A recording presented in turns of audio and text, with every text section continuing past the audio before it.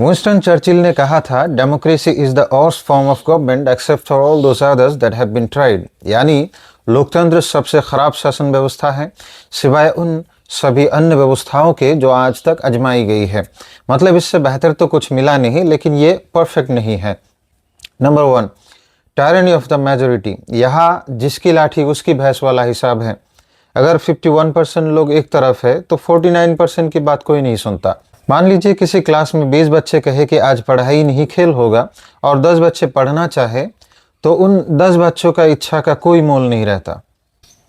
Number 2, corruption and cronyism. चुनाव लड़ने के लिए करोड़ों रुपया चाहिए। नेता ये पैसे बड़े कारोबारियों से लेते हैं। जब नेता जीत जाता है तो वो आम जनता के बजाय उन कारोबारियों के लिए कानून बनाता है जिन्होंने उसे चंदा दिया था। इसे ही क्रोनी कैपिटलिज्म कहते हैं।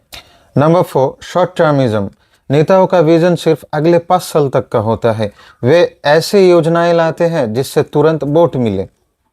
देश को 20 साल बाद शुद्ध पानी मिले, शुद्ध हवा मिले, इस पर कोई काम नहीं करता क्योंकि इसका फायदा अगले चुनाव में नहीं दिखेगा।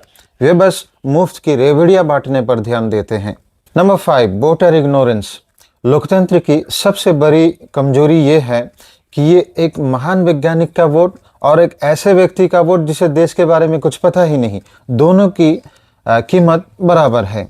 अक्सर लोग सिर्फ 5 किलो अनाज या किसी फिल्मी सितारे के चेहरे को देखकर वोट दे देते हैं, बिना ये सोचे कि उम्मीदवार पढ़ा लिखा है या नहीं, उम्मीदवार कहीं क्रिमिनल तो नहीं है। Number 6, media manipulation. मीडिया को लोकतंत्र का चौथा स्तंभ कहते हैं, लेकिन आज ये बिकम हो चुका है। टीवी चैनल और सोशल मीडिया पर दिन रात एक ही तरफ का प्रोपेगेंडा चलाकर जनता का दिमाग उस तरह बदला जाता है कि उन्हें सच और झूठ का फर्क समझ नहीं आता। Number 7, expensive system. लोकतंत्र का चलाना बहुत खर्चीला है। अरबों रुपए सिर्फ चुनाव करने में खर्च होते हैं। भारत जैसे देश में चुनाव का खर्च कई छोटे देशों की जीडीपी से भी ज्यादा होता है।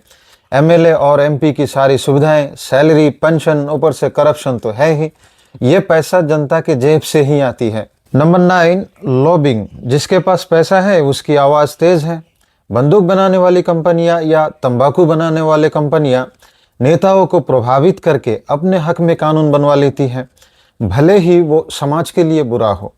Number 10, neglect of minority. लोकतंत्र सिर्फ संख्या का खेल है। जो समूह छोटा है उसकी समस्याओं पर कोई ध्यान नहीं देता क्योंकि वो वोट बैंक नहीं है। Number 11, political polarisation. चुनाव जीतने के लिए पार्टियां भाई को भाई से लड़ा देती हैं। चुनाव के समय समाज को हिंदू मुस्लिम इस कदर बांट दिया जाता है कि चुनाव खत्म होने के बाद भी ये नफरत बनी रहती है। Number 12, vote bank politics. नेता देश के विकास के बजाय अपनी जाति या धर्म के वोट को पक्के करने में लगे रहते हैं। Number 13, quantity versus quality. यहाँ सिर गिने जाते हैं, अकल नहीं।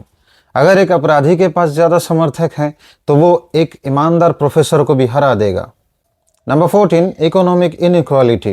कहने को तो सब बराबर है, लेकिन लोकतंत्र में अमीर और अमीर होता जा रहा है और गरीब वही खड़ा है क्योंकि नीतियाँ पूंजीपतियों के हिसाब से ही बनते हैं। नंबर 15, ओलिगार्ची इन डिस्ग्रेस। सबसे बड़ा नुकसान हकीकत में आम आदमी का राज नहीं है, ये कुछ अमीर परिवारों और नेताओं का ही राज है। चेहरा बदलता है लेकिन सिस्टम वही रहता है। दोस्तों, डेमोक्रेसी का कमियां सुनकर शायद आपको लगे कि लोकतंत्र बहुत बुरा है, लेकिन रुकिए, सिक्के का दूसरा पहलू ये है कि तानाशाही में आप आवाज़ भी नहीं उठा सकते। लोकतंत्र बुरा नहीं है, लेकिन इसमें सुधार की ज़रूरत है। हमें एक्टिव वोटर बनना होगा। सिर्फ वोटर नहीं, जब तक हम शिक्षा, ईमानदारी और लंबी सोच को बढ़ावा नहीं देंगे, ये नुकसान हमें डराते रहेंगे। अगर मैंने कुछ गलत कहा तो कमेंट करिए। अगर आप कुछ जोड़ना चाहते हैं तो भी कमेंट करिए। मिलेंगे फिर कभी। जय हिंद, भारत माता की।